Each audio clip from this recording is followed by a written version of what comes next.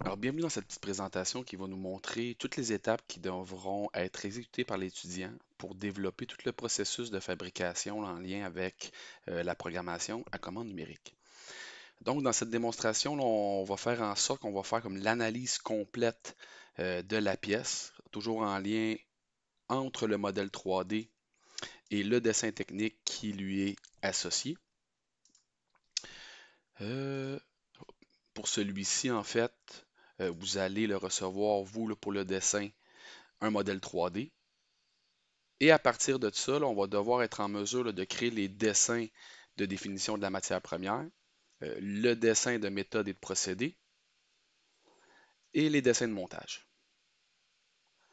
Donc, dans cette démonstration, là, on va être en mesure d'analyser les cotes qui sont présentées ici et les positions des trous, en lien avec les épaisseurs, les tolérances qui lui sont associées, là, pour définir le type d'opération et après ça, être en mesure de dicter si c'est le type d'opération ébauche, de semi-finition ou de finition et quel outillage de coupe nous allons prendre. Si je reviens là, dans l'environnement 3D, donc un des objectifs de ce premier vidéo, c'est de partir de la pièce 3D qui ne possède aucune couleur et de recenser l'intégralité des parcours qui devront être effectués. Donc, dans les types d'opérations que nous aurions pu voir, il va y avoir du surfaçage, du contournage, du vidage de cavité. On peut avoir des trous taraudés, on va avoir des trous là, qui sont alésés. On peut remarquer des chanfreins. Tout dépendant de la géométrie de la pièce et des dimensions, ainsi que leur tolérance, on va définir la liste d'outillage et le type de paramètres qui lui sont associés pour une opération contournage ébauche ou un contournage de semi-finition et ou un contournage de finition. Une des premières étapes est d'analyser l'intégralité du modèle 3D et du dessin technique pour être en mesure de regrouper les formes géométriques sous des termes qui vont vous permettre d'attribuer une liste d'outils et des paramètres. Donc l'exemple, je vais commencer par présenter toutes les formes de contours. On peut remarquer que la géométrie sur le pourtour de la pièce, ici, là, devra être effectuée avec un type d'opération que je vais appeler le contournage. Donc, je pourrais avoir des contournages intérieurs, extérieurs. Donc, lorsque j'ai appuyé sur CTRL et que je maintiens CTRL et que je sélectionne la géométrie qui parcourt la pièce, ben, je vais être en mesure par la suite de modifier la couleur graphique de ce groupe de surface-là et d'être en mesure de le reprojeter sur mon dessin technique. Donc, une fois que l'intégralité des surfaces sont sélectionnées, je peux faire un clic de droit et éditer l'apparence. Par l'édition de l'apparence, je peux modifier sur la pièce la couleur et lui attribuer soit un type de matériau ou une certaine couleur. Je vais revenir ici pour faire une sélection de ma pièce, ouvrir mon menu et prendre une couleur de type jaune. Je vais canceller le tout pour m'assurer que c'est que les surfaces que je sélectionne et non l'intégralité du modèle 3D qui va être utilisé pour modifier la couleur. Je pourrais venir ici, historique, clic droit. Donc ici, je ne vais pas prendre la place, mais les feux. Mais la face et lui demander en jaune. Donc on peut prendre une couleur bien standard. OK. Donc je peux sélectionner comme l'intégralité de ma pièce comme ça. Je vais avoir des contournages aussi à l'intérieur. Je peux avoir moi cette face-ci qui peut être sous une autre couleur. Donc je pourrais prendre une couleur dite orange pour celle-ci.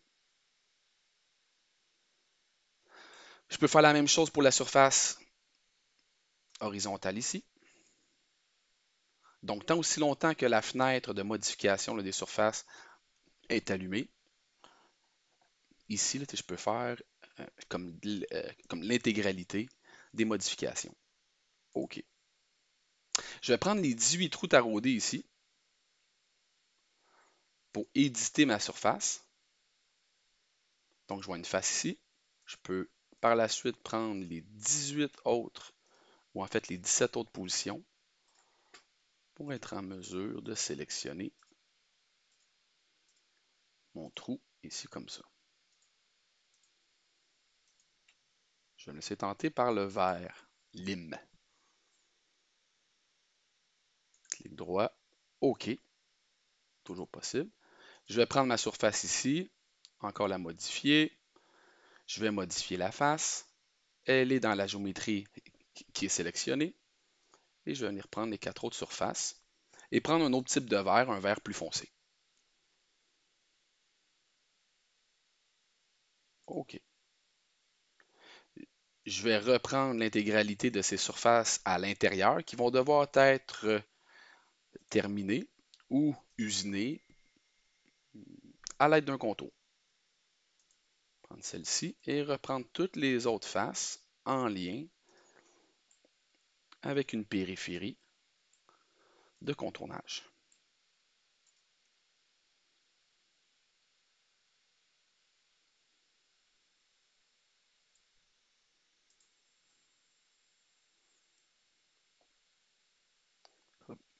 Pour les chanfreins, on va se laisser tenter par cette face-ci. Je vais la modifier. Donc la face ou l'intégralité du chanfrein, je pourrais prendre un bleu foncé. Donc remarquez bien, je vais canceller le tout. Je vais sélectionner ici mon chanfrein, ou en fait une portion là, du chanfrein, et je peux modifier à même le chanfrein ou la fonction là, qui est associée.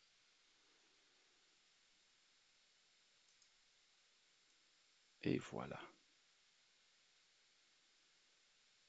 Okay, on remarque que les deux le chanfrein, tant de la cavité centrale que le chanfrein du contournage extérieur, sont générés par la même fonction. Je pourrais même prendre ici ce chanfrein-là et automatiquement, là, puis sélectionne la fonction qui lui est associée. Donc, la face du dessous, elle, peut rester au brut, okay, en lien avec l'information du dessin technique. Donc, présentement, j'ai une cote référence à 500 millièmes de pouce de profondeur, ce qui peut représenter en fait la matière première. Donc, qu'est-ce que ça me dit? C'est à cause que c'est la cote sur le brut, je vais revenir dans ma pièce 3D et je vais retirer cette face-ci. Donc, retirer okay, là, mon apparence sur cette face-là. Il est possible que lors de l'ébauche de ma cavité, que je vais pouvoir, en même temps que de finaliser ici ma finition du flanc, finaliser ma surface du fond du premier palier de ma cavité.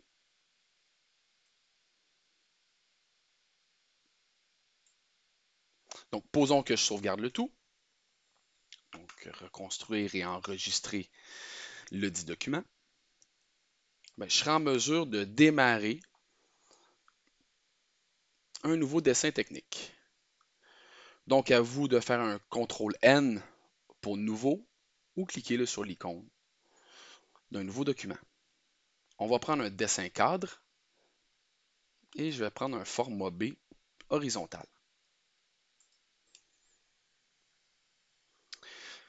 Donc, une fois que le modèle est inséré du format B de la feuille où on désire commencer à faire la mise en plan, donc on sélectionne la pièce à insérer.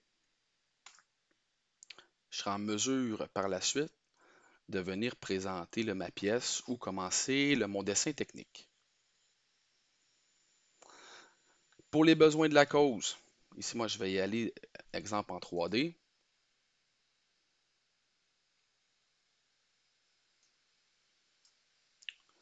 Juste pour faire différent du dessin de présentation à l'intérieur du document, le PowerPoint du cours 1. Et à l'intérieur de cette vue-ci, je vais être en mesure de pointer à l'aide d'annotations, ici, pour lui insérer des notes. Donc, à partir d'ici, moi, je vais prendre une fonction là, avec une ligne d'attache. Posons, cliquer là, sur le contour extérieur et insérer un texte. Donc, en majuscule, contournage extérieur. Et voilà.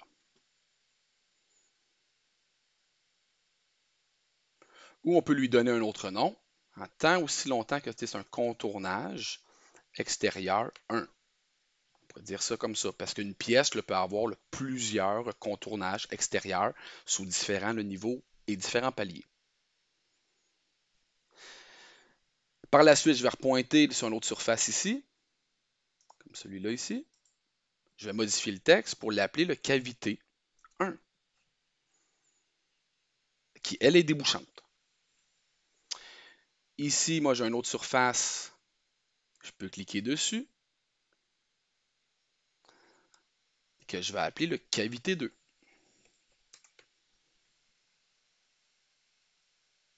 Et voilà. Je fais un petit zoom aussi là, pour m'aider à bien le sélectionner. Ici, je pourrais venir prendre mon chanfrein. Je vais l'appeler le chanfrein extérieur 1.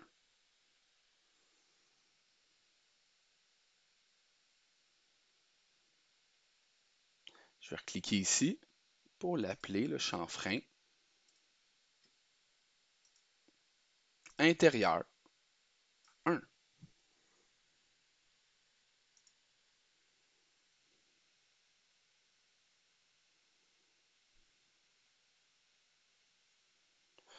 Je peux déplacer mes titres pour pas qu'ils soient trop obstrués là, par la représentation de ma vue. Donc, plein de possibilités de mise en forme. Je peux zoomer pour avoir une meilleure vision.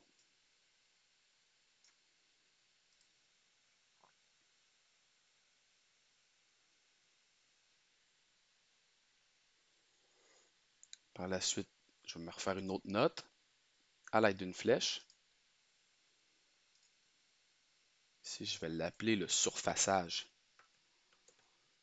1.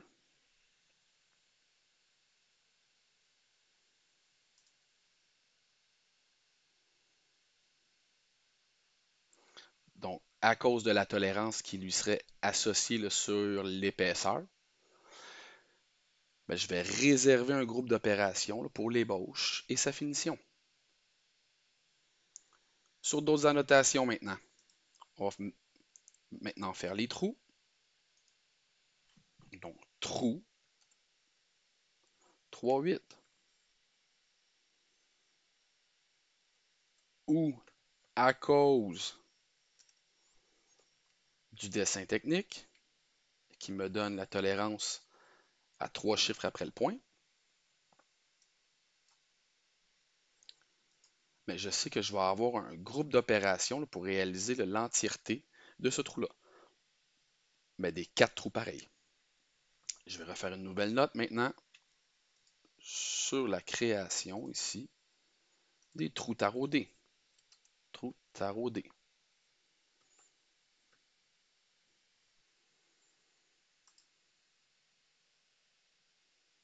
Donc la valeur ici du 3,8, je peux l'enlever parce que il est possible que la valeur, en fait, c'est un petit peu plus tard qui va nous intéresser, donc trou alésé. Je pourrais avoir des trous alésés 1, 2, 3, 4. Je pourrais avoir comme différents trous le taraudé 1, 2, 3, 4, mais qui vont nécessiter différents outils. Donc, à partir d'ici, moi, j'ai préparé là, ma feuille pour commencer à construire à l'aide des noms. Ici, là, je vais enlever le petit underscore du extérieur, hop, pour laisser l'espace, pour être en mesure de présenter le tout.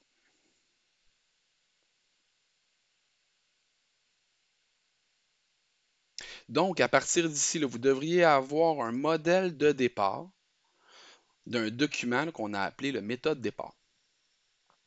Vous devriez avoir comme 5 onglets, un sur les méthodes, paramètres de coupe, vitesse de coupe, avance et les positions d'origine. On va utiliser le tout, okay, là, dans le cadre de la fabrication, pour très bien détailler l'intégralité des opérations. Pour nous aider des fois, puis peut-être pertinent de diviser notre écran en deux, présenter après ça ici notre SolidWorks. On réduit un petit peu l'écran. Et être en mesure de commencer à renommer à l'intérieur du Excel nos groupes d'opérations et de mettre les couleurs qui lui sont associées. Donc, pour m'aider, moi, ce que j'aime faire, c'est de venir faire une capture d'écran, outil de capture dans Windows, faire un nouveau. Donc, peut-être que je vais zoomer une petite affaire plus proche pour avoir une belle définition de mon image. Capture.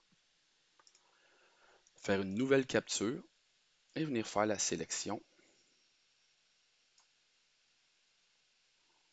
de ma géométrie que j'ai créé mes annotations avec l'appellation du type de trajet.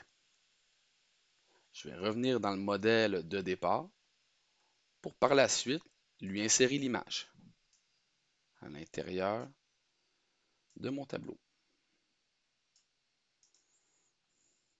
Centré.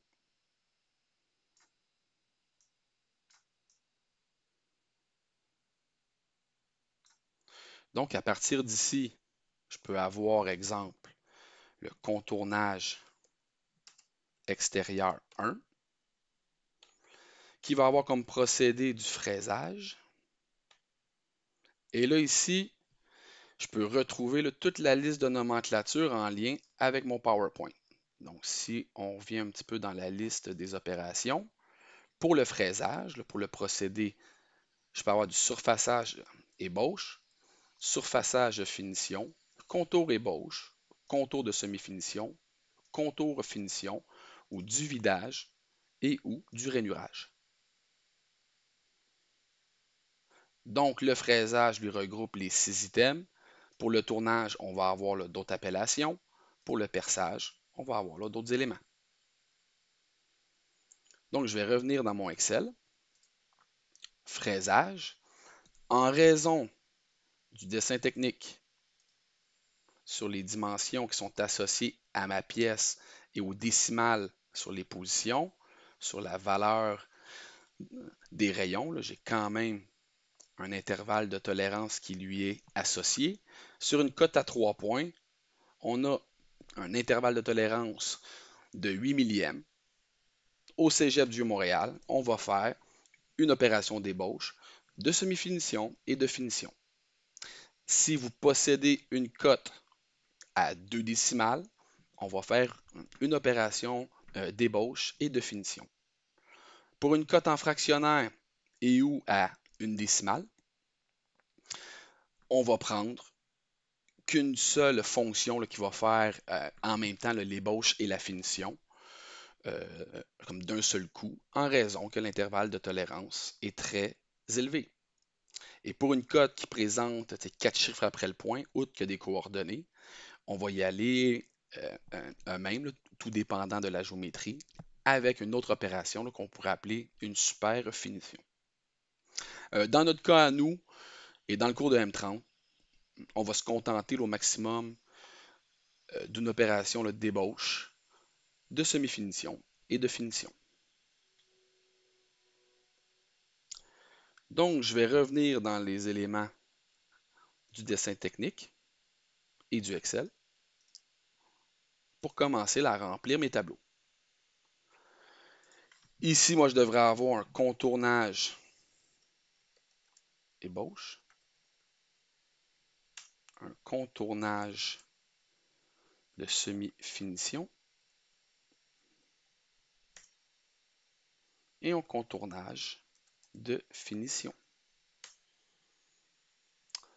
Je peux double-cliquer ici pour ajuster ma colonne. Je vais rechercher la même couleur, donc le petit beige ici, qui va représenter là, mon contournage. Ici, moi, j'ai le procédé de fraisage qui se duplique. Par la suite, je peux copier l'information ici et le code de couleur pour lui demander pour la cavité 1,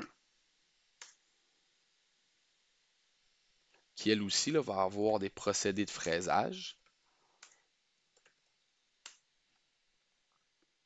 Encore un contournage, mais lui, en fait, à cause que c'est une cavité, on va y aller avec une opération de vidage pour l'ébauche. Après ça, je vais faire un contournage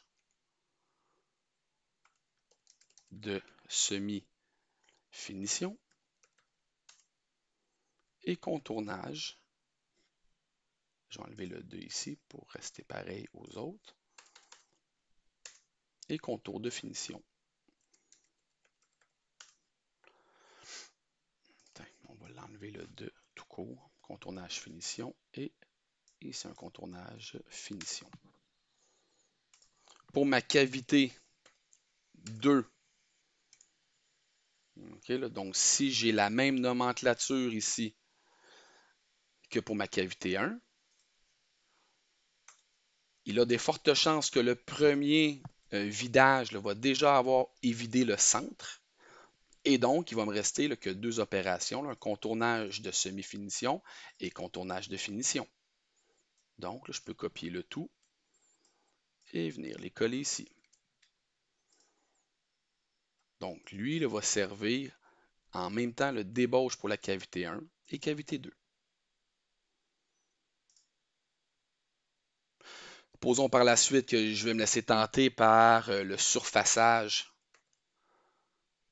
Surfaçage 1, qui va avoir une couleur orange-brune. Donc, allons le retrouver ici comme ça. Je suis dans une opération là, de fraisage, mais un surfaçage, finition.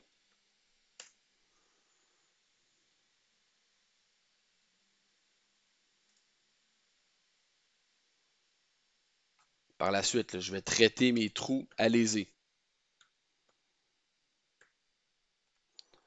Donc, code de couleur vert lime. Je vais avoir des options de perçage, perçage et perçage. Donc, dans un trou à léser, on va avoir un centrage qui va nous permettre de guider le forêt pré-alésage. Et par la suite, l'opération de perçage de finition qui va être faite à l'alésoir. Si je reviens là, dans la liste ici, je vais avoir un pointage, un perçage ébauche et l'alésage à l'alésoir. Je vais réutiliser les mêmes termes. Donc ici, pointage, perçage ébauche et alésage à l'alésoir. Je vais avoir ici mon trou ou mes trous taraudés. Encore là, inévitablement, on va avoir à peu près la même séquence de 3 opérations là, pour générer mon trou. Donc, le pointage. Je devrais le retrouver un perçage ébauche qui va servir comme trou pré-taraudage. Et le perçage de finition, lui, ça va être du taraudage. Donc, code de couleur de lui, Lui, c'était vert foncé, pardon, mon erreur. Et lui, c'est le vert lime qui lui est associé.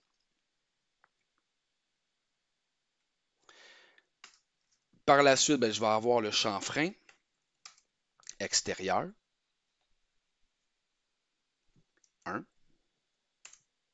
Je vais avoir le chanfrein intérieur, 1. Et les chanfreins trous. Donc, les codes de couleur dans lui, c'est tout le même bleu. Donc, on parle ici d'une opération de fraisage pour les 3.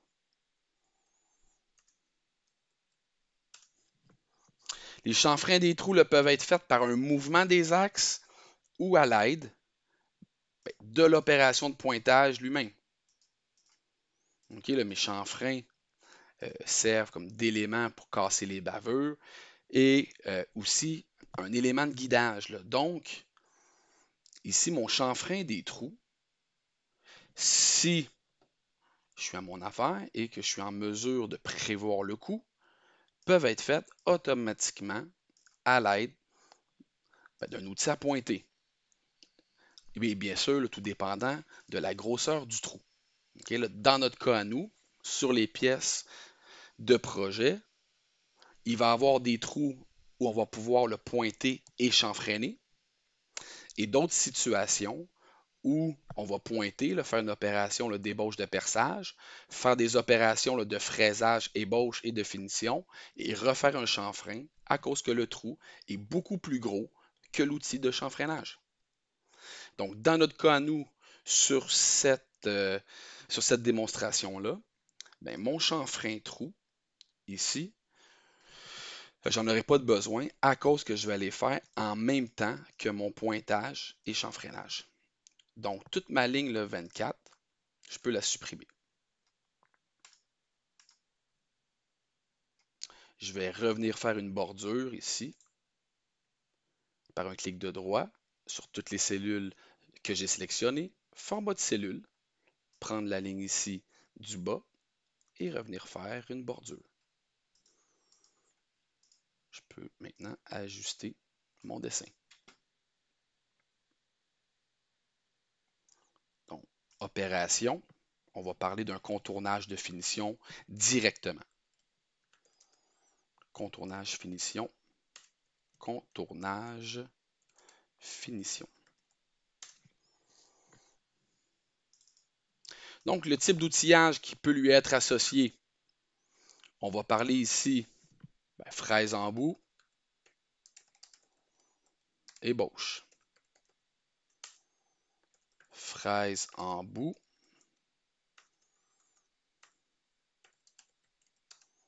de semi-finition. Fraise en bout, finition.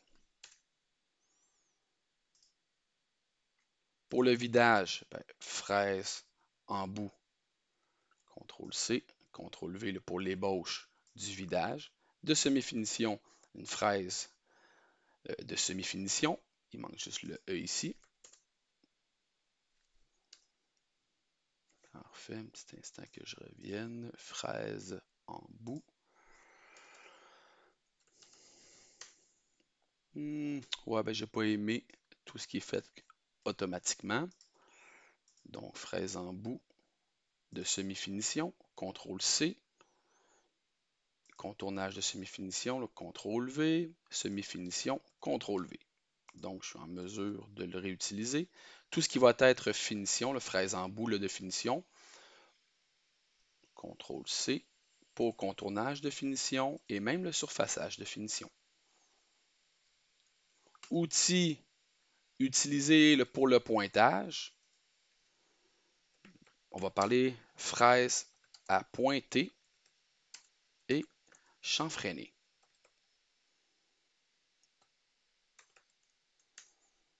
Bon, vu que je le réutilise à plusieurs endroits, à tous les endroits de pointage, et bien sûr en lien avec la fraise à pointer, à chanfreiner pour un contournage de finition. Remarquez qu'en copiant et en collant sur les différentes cases. Même ma bordure ici a disparu.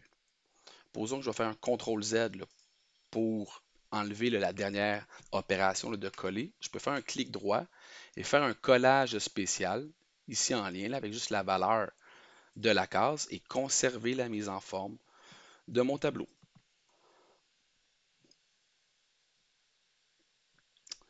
Donc, à cause que j'ai mon perçage ébauche pour mes trous alésés, ici, ben, je vais parler d'un forêt pré-alésage.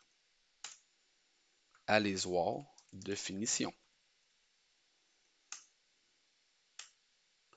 Pour un trou taraudé, on va avoir un forêt pré-taraudage et un tarot pour l'opération de finition. Donc, je vous invite une fois à avoir le rempli ça, là, faire une sauvegarde, enregistrer sous un autre nom.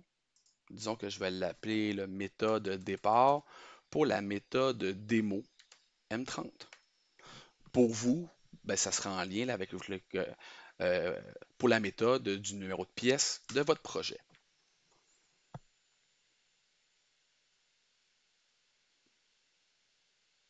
Donc, une fois que j'ai ces informations-ci, okay, j'ai circonscrit comme l'entièreté des opérations qui devront être générées dans le cadre de ma future programmation. Ben là, je suis en mesure de débuter l'analyse pour choisir des outils, pour prendre les paramètres de coupe et tout faire les calculs qui lui sont associés. Il faut comprendre qu'à un moment donné aussi, en parallèle, on va commencer à discuter là, sur l'isostatisme et les mises en position pour définir sur quel montage on va générer toutes ces opérations-là.